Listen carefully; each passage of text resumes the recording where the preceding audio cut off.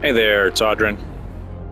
Here today talking about expeditions. There's been some information spread around talking about them. If you go to level 20 and get to level 20, and you go to the projects tab, that will open up and you can go to the project. I'm not going to go over exactly what an expedition is in detail, as there are many videos about that, but I wanted to bring up the discussion about how the community feels about it. So very briefly, if we look at the About Expeditions page, in very basic terms, the expedition, once you complete it, you can then reset your level and your inventory and all that stuff back to level 0. There's more to that, but as we look on the next page, we look at the details. We can see what will be reset and what will be kept. And these are items that the community is divided on. So what will be reset? Your stash upgrade progress. So you know how you paid all that money to upgrade your stash? Yeah, it's all gone.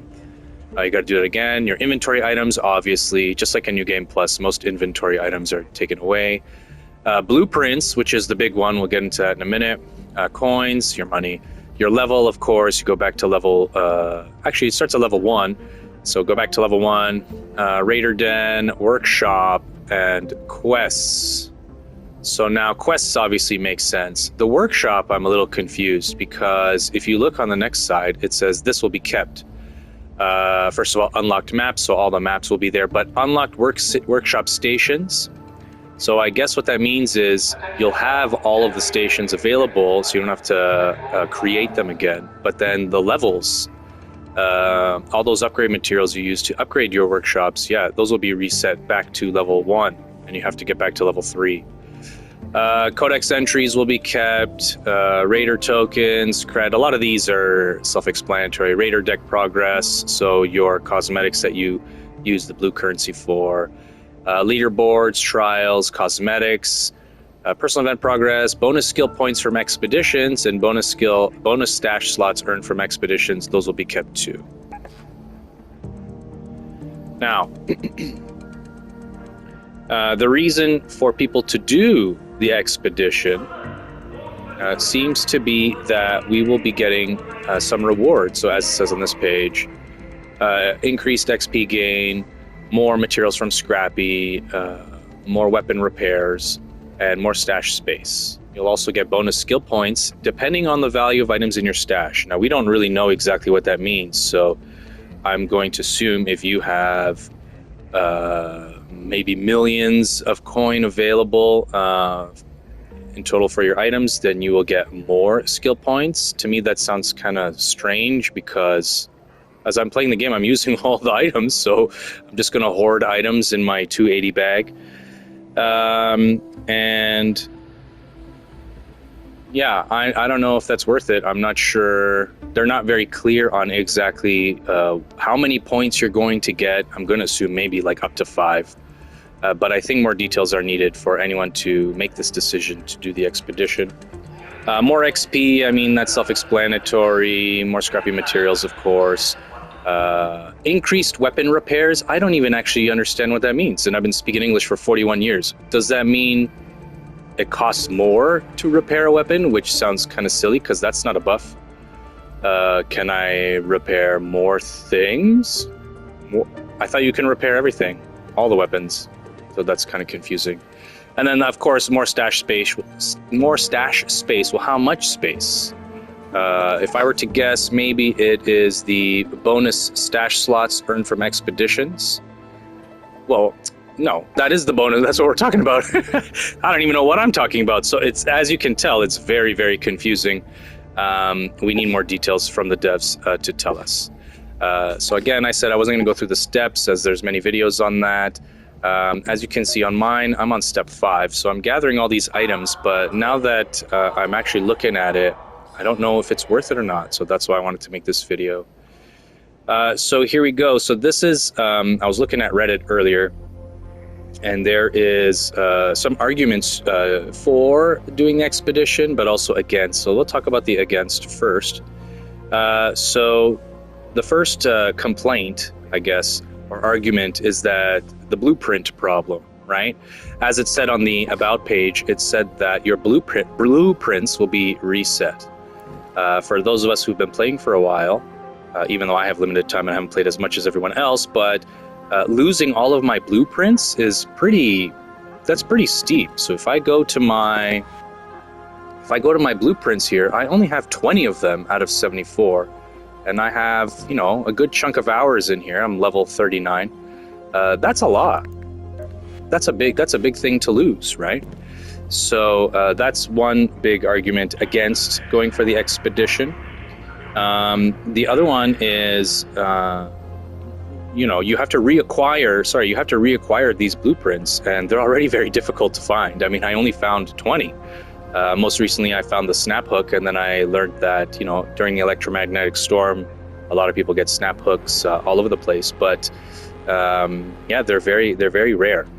The second argument against doing the expedition is that the rewards are actually temporary. So on the website, it does say that the skill points and stash slots that you get for doing the expedition, well, they're going to be reset on the next expedition window when that's over. So we have this expedition window.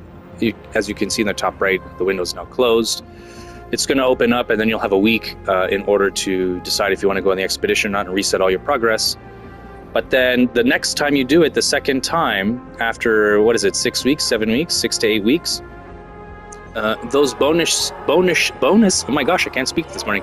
The bonus slots and bonus skill points, well, you lose them. So I guess, let's just say, for example, if you get 5 bonus skill points every expedition, and we get 75 points in total. Actually, I don't even know what it is. Is it 75? Because obviously I'm only ranked 39.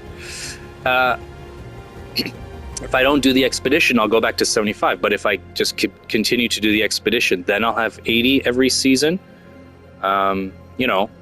That's kind of steep as well. So we need more clarity, more clarification on this, so we can see. Now, so the counter argument then would be, why you should do that. Well, apparently in these games, and this is my first time playing an extraction shooter, that, having a fresh start I call it season. I don't think it's called the season, but if you have a fresh start and you start again from level 1, it's actually kind of fun.